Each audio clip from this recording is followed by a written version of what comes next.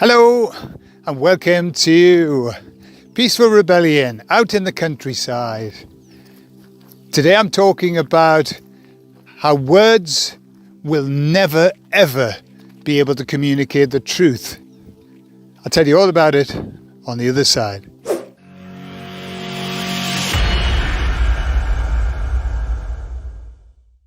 So the other day while I was out running, I was chatting with the emissaries and I said to them, "So what's happening on the world stage?" And they said, "Well, everybody's acting on the world stage." And I said, "So just out of interest, how much of what we see is pretend, is a lie?" And they said, everything. And so I said to them, everything, literally everything. They said, "Remember that everything in this realm is make-believe. It's pretend. It's not real." And they've talked about this before, you know, that this is a virtual reality of an existence. It isn't real, even though, of course, it feels real. It certainly does. So I said to them, "Hey, well, you know, our perception of God, is it anywhere near the truth?" And they said, "No, absolutely not." And I said, "So is our perception, the perception I have of God, is it different to yours up there? Up there, I don't know whether they're up there, then another place." And they said, "Yes, we have a different perception of what God is, what God means." So I said, "Well, could you explain it to me?" And they said, "The thing is, we can tell you in words, but that won't explain what it is." They said the words will fail to describe it. And I said, "Well, try me out and see whether, you know, just tell me what your perception is." And they said, "Okay, so our perception of God is the force that is with us constantly." And these were what they said, that cries when we cry, that laughs when we laugh, that rejoices when we rejoice. A force that communicates with us constantly, that unites us all permanently. And that was it. Right? And I said to them, "Hey, well, that's not that far off from my perception of what God is." And they said, "That's right. And that's because we've used words. And the words do not describe it. They don't communicate." They said the only way that you would know what God means where we are, the meaning of God, would be if you were here. But because we're trying to communicate it with words, the words don't do it justice. And so they said that the truth can never be known through words. The truth can never be known, it can never be felt through words.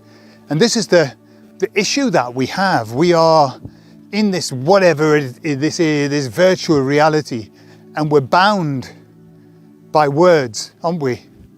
And you know, words have been the making of us and the downfall of mankind as well. Because every word that we say means something to you, it means something to me, and it means something completely different to John round the corner.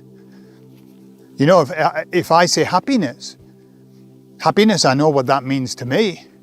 But it could mean something completely different to you. It could mean something completely different to somebody who lives in a village with no electricity and no worldly goods. You know, so it's completely subjective communication. And what the emissary said was, believe that nothing is true.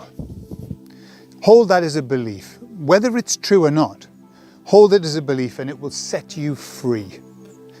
And you know, I think there's a passage in the Bible that says the truth shall set you free. And I believe that that's the truth of the matter. The truth of the matter is that there is no truth, that we can't ever see the truth. And by knowing that, it takes such a weight off our minds. It takes a weight off my mind, because I think I don't need to sweat it. I don't need to be asking myself all of the time, but is this real? Is this right? Is this the right thing to do? Is this the wrong thing to do? Is what they're saying true? because I don't believe anything. I believe fuck all. I'm in the countryside and I'm still swearing. Although I've got less desire to swear in the countryside. It's very calming. But I don't believe anything. And it makes it so much easier. Everything's so much easier. There's no pressure. And it also, you know, in some ways people would say, hey, that's a very negative way of living your life, just going around not believing anything.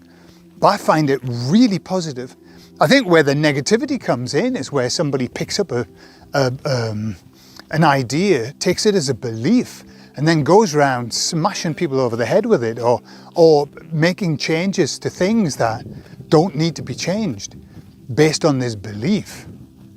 Whereas if you don't believe anything, you're very slow to action, very slow to acting seriously, taking serious action, if you know what I mean. It doesn't mean that you're slow to action in acting in your life and doing good stuff and helping people.